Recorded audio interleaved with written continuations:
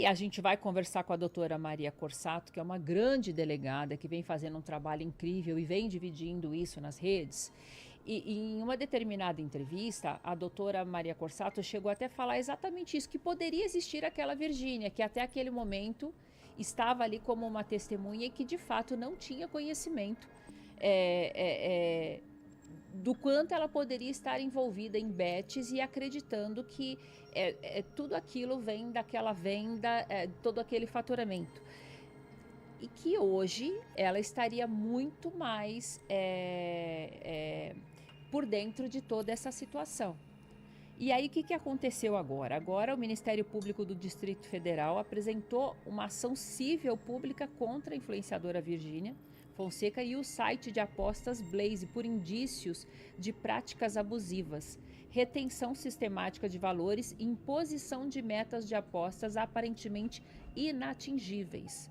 E tem a ver aí com uma publicidade que ela acabou fazendo lá da Copa. Sobre Cabo Verde? Exatamente. Ó, gente, aposta em Cabo Verde, que era um resultado improvável. A gente, inclusive, sugiro muito que vocês assistam o episódio de ontem, foi inteiro sobre bets e sobre a relação do bet, se bet tá acabando com o futebol, porque aí você começa a levantar suspeitas sobre tudo que acontece. E eu acho que é muito legal a doutora entrar com a gente, até porque agora, não sei se é especulação, a doutora vai conseguir responder pra gente, dizem até, Madá, que tem uma cláusula nesse contrato, que se ela fizesse isso, ela ainda teria 30% em cima da perda. Oi, doutora Maria Corsato, boa noite, seja bem-vinda. Oi, boa noite, obrigada pelo convite, é um prazer estar com vocês aqui hoje. O prazer é todo nosso. A gente ainda não tinha conhecido a doutora, né, Vilela? Verdade, verdade. Prazer. Doutora, a gente já acompanha seu trabalho há algum tempo e eu sei o quanto você está se empenhando nisso. E não só se empenhando em destrinchar, mas principalmente em dividir com as pessoas que acompanham. Então eu queria pedir, por gentileza, se você pudesse fazer um resumo para a gente dessa história e explicar até mesmo para quem não está tão por dentro de tudo aquilo que está acontecendo, envolvendo influenciadores, pessoas que têm um cunho, são pessoas públicas, de grande envolvimento, e até que ponto eles podem, de fato, influenciar as bets. Bom, a questão do jogo eletrônico no Brasil, ela se assevera durante a pandemia.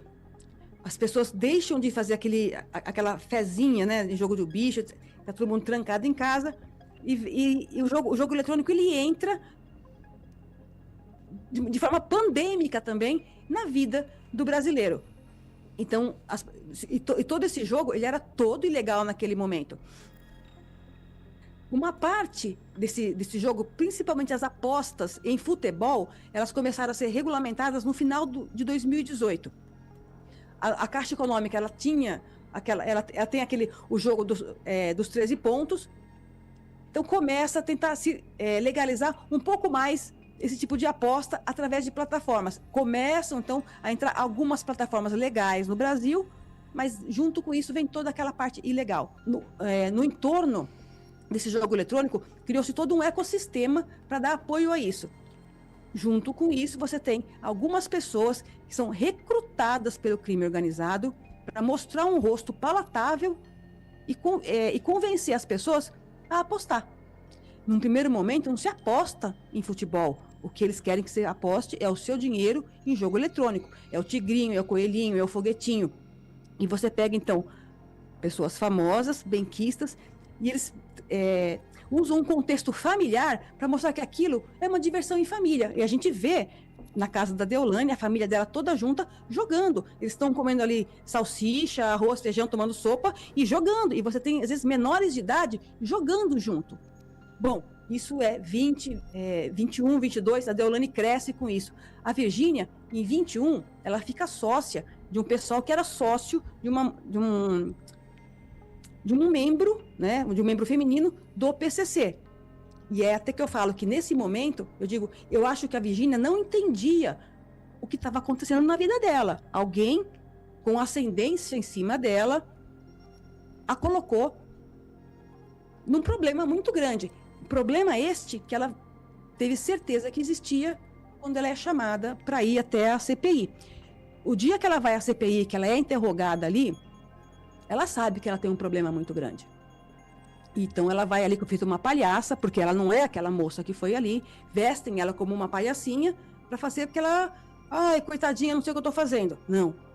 Ali ela passa a entender que ela está no crime e que o crime compensa. Porque quando você induz uma pessoa, o artigo 7º da Lei 8.137, o inciso 7, ele diz o seguinte: induzir o consumidor ou usuário a erro por via de indicação ou afirmação falsa ou enganosa sobre natureza, qualidade do bem ou serviço, utilizando-se de qualquer meio, inclusive veiculação de propaganda, ela está praticando esse crime.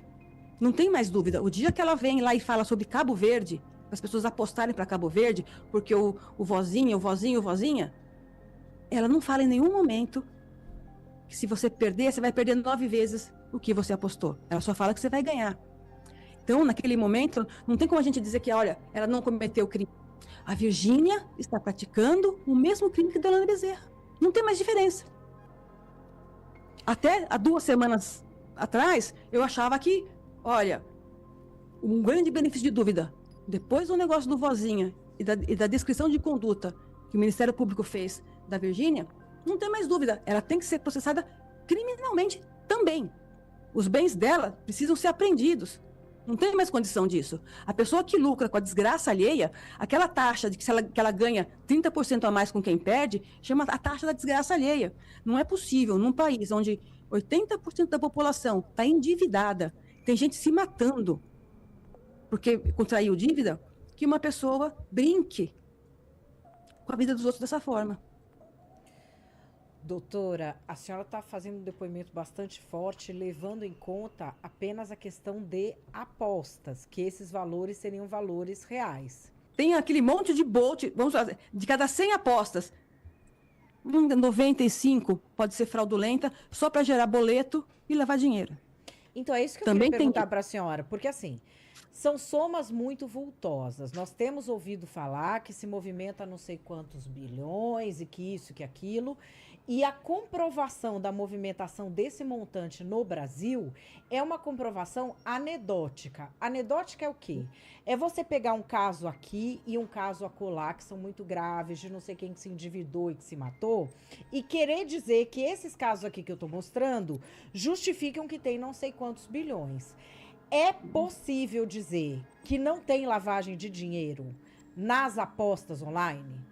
É possível dizer que o crime organizado não usa isso, que não tem falsidade, que esse dinheiro é gente viciada mesmo ou é uma mistura? É uma mistura, é uma mistura. Eles usam a desgraça alheia para justificar uma lavagem de dinheiro. Quem trabalha com investigação policial, trabalha com crime financeiro, a gente sabe que o mercado de aposta, ele é usado para lavar dinheiro. Sempre foi usado para lavar dinheiro. Hoje não é diferente. E aí, no meio disso, eles precisam ter aqueles viciados, eles precisam de gente morrendo, de gente se matando para justificar aquele volume de dinheiro que circula ali, para dizer, olha, aqui não lava dinheiro, é só mesmo otário que se viciou e está se matando. Então, é complicada essa relação de prostituição que algumas pessoas têm com a vida alheia. Para quê? Para lavar dinheiro do crime organizado, para lavar um dinheiro que também é um dinheiro de sangue. Então, é tudo cheio de sangue. Eu desafio qualquer influenciador digital me provar que com dancinha no TikTok, com dancinha no Instagram, ele compra avião, mansão e se enche de bolsa de alto valor. Eu desafio. Doutora, eu assisti recentemente um pedaço de uma entrevista sua, fazendo até uma comparação e falando exatamente disso, dessa Virgínia até o momento em que ela é convocada como uma testemunha para ser ouvida ali na CPI e esse pós-CPI. E que aí você, doutora, começou a se inteirar mais desse assunto e ir a fundo. E num determinado momento dessa conversa, você diz o seguinte, que seria humanamente impossível a Virgínia ter o faturamento que ela diz ter hoje com as empresas dela, por mais que ela tenha esta venda online, que ela tenha esses milhões de seguidores, que ela tenha hoje quiosque em alguns pontos, porque seria meio que equiparar com empresas que existem há 30 anos e que vendem não só no Brasil como fora do Brasil. Você continua afirmando isso com todo esse levantamento que você tem feito? Eu passei, assim, ela tem uma loja da Uipink na Paulista. Você caminhando, você vem pela Rua da Consolação, você dobra a esquina, você começa a caminhar na Paulista, acho que naquele primeiro quarteirão, no máximo no segundo, tem uma loja da Uipink. É uma loja gigantesca. Aquela loja deve ter uns 200 metros quadrados. Imagina o valor do aluguel. Está sempre vazia. Eu tenho a curiosidade de saber qual o valor do faturamento daquela loja. Deve ser gigantesco o faturamento. Só que todas as vezes que eu passei na porta, a loja estava vazia. Então, como que você justifica? Quem é que está comprando? Não é uma venda real. Doutora, 2 perguntas mais sobre a legalidade, que para mim parece muito estranho, né? Realmente estiver comprovado que nesse contrato que ela tinha com a casa de aposta, tinha um bônus em relação à perda das pessoas que apostam. Isso é um crime, primeira pergunta.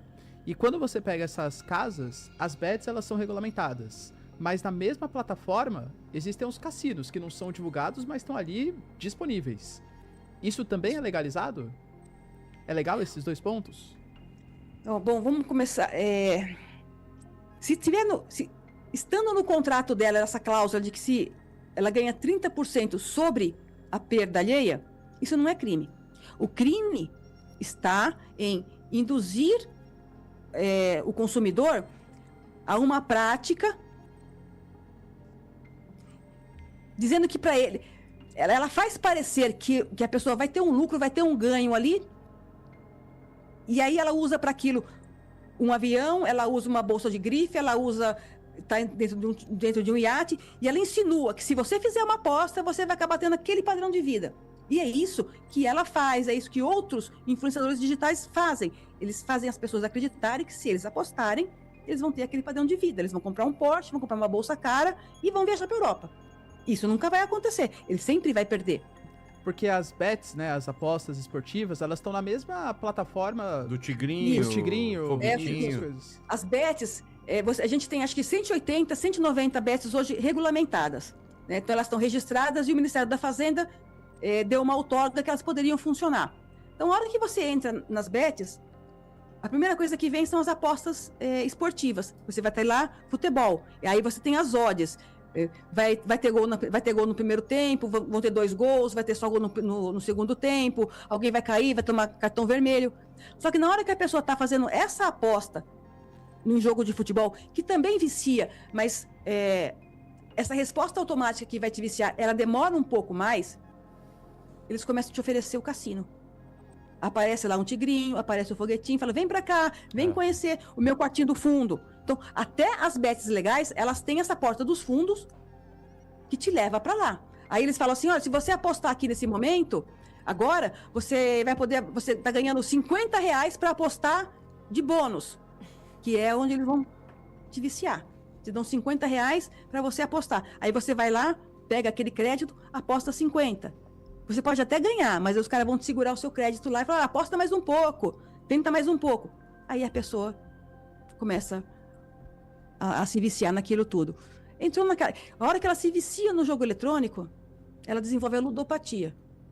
E aí a família vai sofrer, essa pessoa pode se matar. E tem uma camada a mais, que é o seguinte, os meios de pagamento foram ficando eletrônicos. Fácil demais. Né? Então, o que é fácil demais de fazer, mas é fácil demais de rastrear.